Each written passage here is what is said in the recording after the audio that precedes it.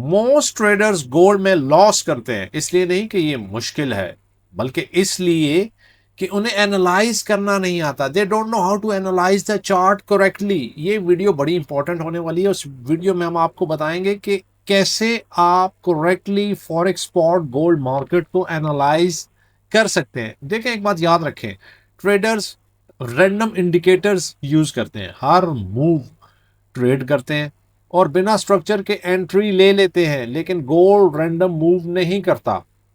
ये structure zone और timing की बेस पर मूव करता है। हम क्या करते हैं, हम हाइब्रिड सिस्टम यूज करते हैं on D1 and H4। D1 पर हम देखते हैं डायरेक्शनल बायस, जो कि अभी आपको सिखाई जाएगी, और H4 पर एग्जीक्यूशन करते हैं, जो कि अभी आपको बताई जाएगी। D1 के चार्ट पे आते हैं हम डायरेक्टली और अंडरस्टैंड करते हैं। प्रीवियस 2-3 ट्रेड्स आपको बताई जाएंगी कि उस पे हैपनिंग कैसे हुई और उस पे एग्जीक्यूशन कैसे हुई। ये देखें, यहाँ पे देखते हैं, ये है हमारे major zones. Supply zone 5600, major D1 supply 5200, secondary supply flip 4800, major D1 demand 4400 और extreme D1 demand 4000।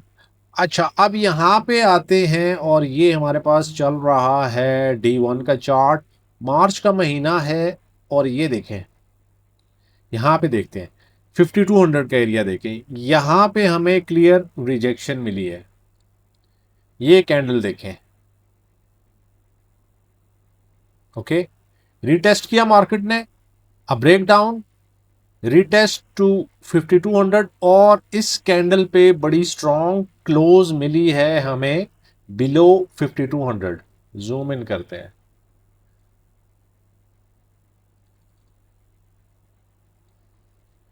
This was the candle.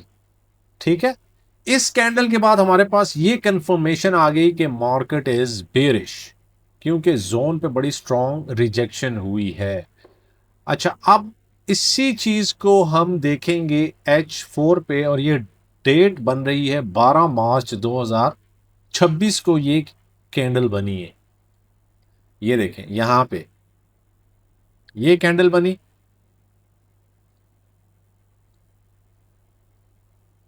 ये कैंडल बनी, ये वो एरिया था जहां पे D1 की कैंडल बनी है। अब इसको हम रिमूव कर देते हैं। वी गॉट दिस एरिया, जो कि हमारा सिग्निफिकेंट एरिया है। दिस वाज द एरिया ना, ये हमारा ये एरिया, ठीक है। अब हमने देखना क्या है, जूम इन करते हैं, बड़े ध्यान से देखना है ताकि आपको बिल्कुल अंडरस्टैंड हो जाए कि चार्ट को एनालाइज कैसे किया जाता है। ये देखें, दिस वाज द एरिया, यहां पे ये कैंडल बनी थी आपकी D1 की, ठीक है, बिलो 5200 लेवल्स। अब हुआ क्या, D1 पे आ गई हमारे पास डायरेक्शनल बाइस, दैट वाज बेरिश। अब हम H4 पे आ गए और हमने देखा कि यहां से मार्केट रीटेस्ट हुई, रीटेस्ट होके 5200 की तरफ गई।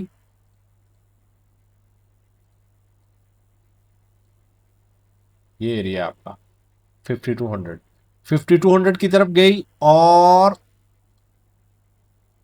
रिजेक्शन आया यहां पर, and then it move down towards the next zone, that was 4800 levels. 4800 की तरफ गई, 5200 से रिजेक्ट हुई। प्राइस एक्शन क्या मिला हमें, a break on D1, a retest on H4, a rejection, और स्ट्रेट अवे मूव हो गई 4800 जोन की तरफ। This was an awesome trade. तो ऐसे एनालाइज करना है आपने गोल्ड मार्केट को। अब एक और एग्जांपल देखते हैं यहां पर, ये देखें मार्केट, ये है आपका एंड ऑफ मार्च। ये कैंडल्स देखें, कंसोलिडेशन ऑन D1। और अब फोकस कहां पे करना है आपने, इस कैंडल पे जरा फोकस करें, इस कैंडल पे रिजेक्शन, रिजेक्शन इनफैक्ट यहां पे हुई यहाँ पे रिजेक्शन हुई इस एरिया पर, मार्केट वेंट अप और डिमांड जोन था हमारे पास 4400 का एरिया, और इससे ऊपर हमें कन्विंसिंग क्लोज मिला यहाँ पर।